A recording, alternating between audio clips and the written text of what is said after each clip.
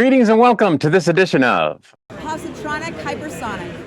Positronic hypersonic. Positronic Hypersonic. I'm Barry P. Cook, and I'm here to talk to you about the latest episode of Star Trek Starfleet Academy. It was called Series Acclamation Mill. And as the episode starts, Sam, who is the aforementioned Series Acclamation Mill, the photonic character of the show, is narrating. Her narration briefs the audience on how she was created as an emissary, which is interesting, to observe organics on behalf of her photonic species, I guess you could call it, back on her photonic being species planet. Her creators, it turns out, have commanded her to ignore, fun stuff like music class in order to take on a class called Confronting the Unexplained, to help her along her way in her true mission, which again is to try to help them understand organics and whether or not her people can trust them. So she petitions the professor of the class, a Cardassian named Professor Ela, who tells her that it's far too late in the semester to enroll her in the course. But after Sam shows a particular interest in Benjamin Sisko, the legendary emissary of the prophets of the Bajoran wormhole, she's encouraged by the professor to try to find out what happened to Ben Sisko. Is he alive in some form or another, perhaps in the Celestial Temple, aka the wormhole at Bajor, or did he actually die? She takes on the challenge and seeks out the help of her fellow cadets, reading to them from a book that is a basic briefing about the former commander of DS9, but she doesn't get much help from them, so she turns to the Bajor Club for some answers. But when she walks in and essentially says, I'm looking for facts, not the crazy, silly stuff you people believe as part of your religion, they pretty much don't want to have anything to do with her, and they don't help her. In fact, this incident causes her to wind up in the Chancellor's office. As a former Bajor resident, Captain Ake offers insights into how revered the Sisko is among Bajorans. She encourages Sam to keep asking questions, but she's also busy with issues of her own. In fact, we next see the Chancellor when she's visiting Kelrek to complain about a power drain on the Academy that seems to be coming from the War College. And it turns out that it is because the War College commander is all flustered over the impending visit he's about to get from the Chancellor of a military school elsewhere in the galaxy, and he's trying to impress them by heating up the ocean for their fire eels that I guess they'll be bringing with them.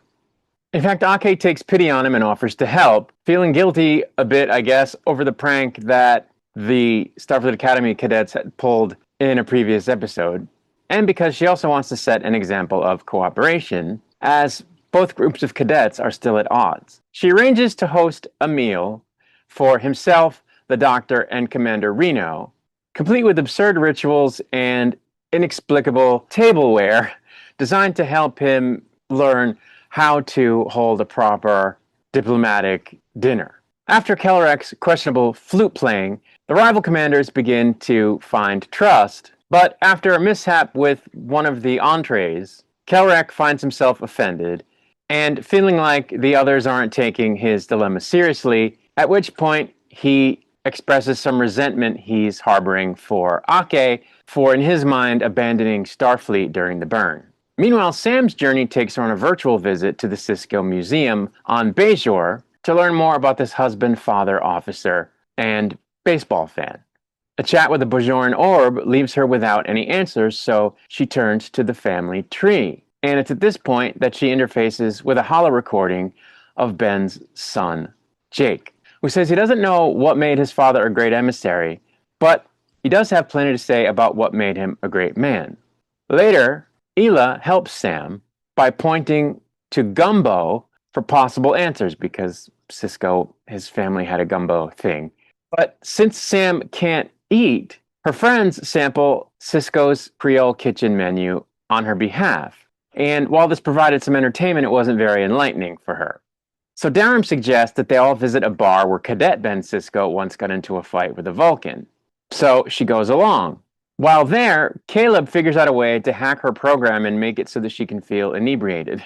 Of course, it isn't long before the crew from the War College shows up and things get ugly between the groups. Not counting, of course, Kyle and Jaden, alongside Caleb and Tamira, who find time to have a little private conversation followed by some smooching.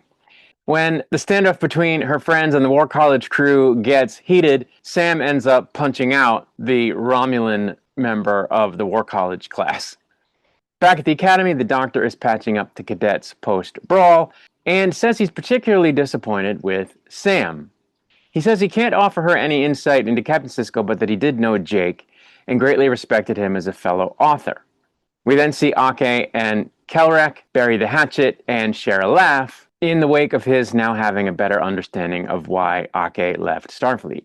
In contrast, Sam admits failure to Ela, saying that she didn't solve the mystery, but the professor, it turns out, may have some context of her own that she can add, and she hands Sam the one copy of Jake's unpublished book. When Sam opens it, though it's not really clear how, she ends up seeing, I guess, a vision of Jake, who says that while his father did embrace being the emissary, he did it his way, and he also embraced family. When Sam then reports back to Ela, the professor says she looks forward to Sam joining her class next year, and unintentionally, it seems, reveals to Sam that while she's Cardassian, she's also part Trill, and in fact, the most recent host of the Dax symbiont. Dax, of course, having been a great friend and mentor to Captain Sisko. Sam then goes and tells her creators that she'll get around to fulfilling their mission, but on her terms, and for them not to bother her in the interim. As the episode ends, we see Sam playing the theremin, and she finishes the narrated message that she began the episode with, at which point we realize she was talking to Sisko the whole time, wherever he may be. The final voiceover closing the episode is a sage's quote in the voice of Captain Sisko. And that's where the episode ended. So, I had hoped that this show would get good. I had hope after the first two episodes that while maybe it needed some tweaking, it seemed like the underlying show, the core of the show was good, and that they could go somewhere with it and do some great things. And then the third episode kind of wasn't as good, and then the fourth one was awful, and I'm sorry, but I have to say that this one was just awful. It has all the earmarks of great Star Trek. It has all the window dressing of great Star Trek. It has all of the pleasantries of good Star Trek. But they're just platitudes in this episode, because the meat of the episode that would make the stuff that they're saying come across in a real way, in a way that has gravitas, is just so goofy that they don't have any weight. The stuff that they're saying that is Star Trek-esque doesn't really carry any weight. It sounds like greeting card level sentiment being expressed without anything behind it. It's all just blather. It's empty words. It just doesn't resonate because of the way they present it and because of the context that they present it in. Like, what was the point of the bar scene where she gets loaded and there's a fight with the other crew?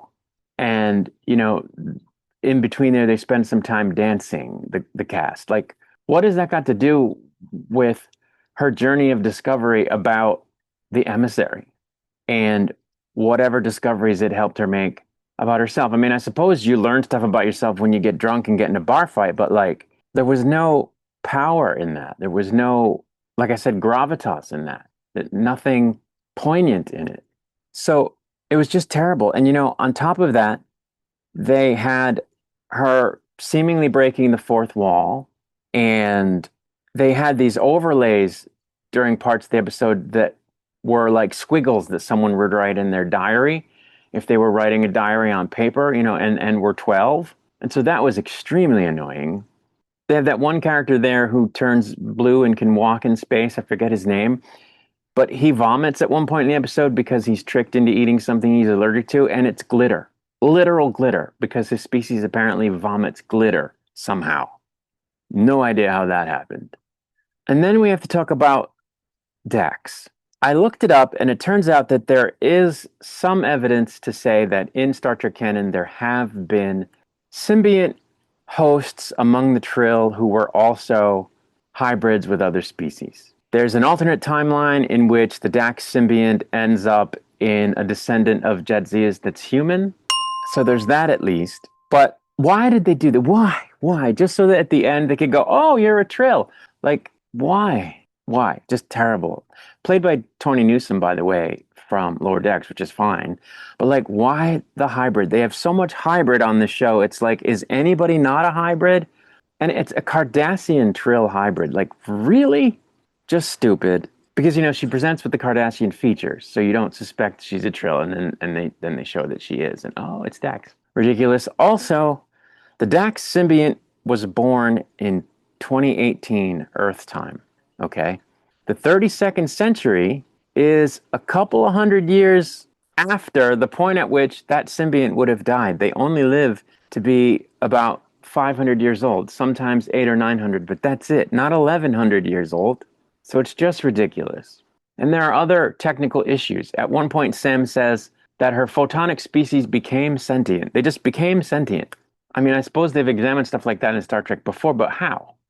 Why even include that fact? It wasn't necessary. And, you know, why would her makers need her to explain organics to them? How did they become sentient? You know, it goes back to that, because wouldn't that have meant that they acquired so much knowledge that they exceeded their programming? And if that's the case, would they not have really learned a lot of things about organics to the extent where they wouldn't still be at the stage where they would need her to sort of do learning in the field for them? Doesn't make any sense. Why can't she just be their, you know, first entry into Starfleet Academy and a bridge between the two species? Why does it have to be, well, we're trying to understand them? Well, really? That doesn't make any sense. None of the cadets that they show in this episode in the background seem to have regulation hairdos. What is going on? Like, seriously? Just annoying. Another background thing that annoys me is that there are too many uniform variants in this crew. None of them wear the same uniform practically. They're all wearing a uniform variant. It's like the costume department went insane and just, here, have this variant, here, have that variant, and it's a uniform, but nobody looks uniform. Why?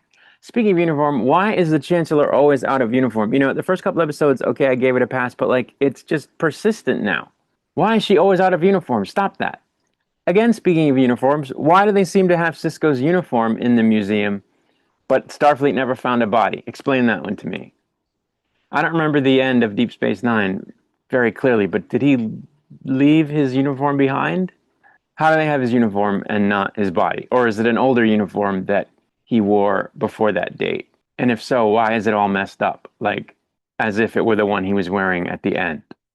You know, they say that she's accessing the museum virtually from Starfleet Academy, but she's able to touch the objects there. So how is she doing that? Virtual reality means you're not really there. You can't really touch the things in front of you. And if she's doing something different than that, fine, but it's a different technology. It's not virtual reality. It's like a holodeck version. So why not just do that? Why do they say access it virtually? Doesn't make any sense. I didn't care much for the B plot. I mean, it was fun, you know, to see those characters trying to help Kelrek learn how to host a diplomatic function, but it didn't have any import. It was just stupid. They go through all that buildup, by the way, with the B plot, and they don't show Kelrek having the meeting. They don't show him actually meeting with the person that he was preparing to meet, which is ridiculous. I did like the kissing, though. I like the kissing. I like them as a couple. I'd like to see that progress. But even that is going at a snail's pace. We're halfway through the season. You know, and speaking of Caleb, of course he's excellent at altering Sam's program because he's excellent at everything. And what's worse is now they can't ever do anything where there's a problem with their programming that they can't figure out because he's already figured it out. I absolutely do not like the Jaden character. He seems to be a complete idiot and very awkward. And that's not very Klingon. I mean, Worf had his awkwardness, but it wasn't pronounced. It wasn't to the extent where he was ridiculous. And most of the time he had, I'm going to use the word again, gravitas. This character has no gravitas at all. And he's a joke. Speaking of jokes, the Stephen Colbert computer voice made a boner joke. He made a morning wood joke in one of his narrations, which is just infuriating. And what was Sam seeing exactly when she's seeing Jake when she opens his book? What is she seeing? Is it a hologram contained within the book? Is it her imagination? What is she seeing? the end quote that's supposed to be from Captain Sisko is actually just a sampling from a jazz album that Avery Brooks made at some point. And it's not clear whether they got his permission to use it or not. I'm reading both that they did and that they didn't. But it's not even actually something the Sisko character said. It's something Avery Brooks said that's similar to something Sisko might have said. Really? So, between all of those dumb things and the fact that, like I said, they just botched the presentation of the rest of it. They spent time on the B plot, which, like I said, doesn't have any import whatsoever. They spent time having the cadets get into a bar fight, and being drunk, instead of having the character do some meaningful introspection or meaningful investigation. For example, she doesn't learn anything about Sisko that's complex. It's all surface level stuff. She doesn't learn about conflicts that he was in and how he sometimes trod the line between doing things the Federation way and doing things the Starfleet way, and veering away from that when he thought it was necessary for the greater good. She doesn't ever examine how his role as the emissary conflicted with his role as a Starfleet officer. None of that is examined. It's all platitudes and puffy words and, pleasantries. Nothing is deeper than surface level that she, quote unquote, learns about him. And it's just such a wasted opportunity. And there's no parallels whatsoever that I could see drawn between her and Sisko.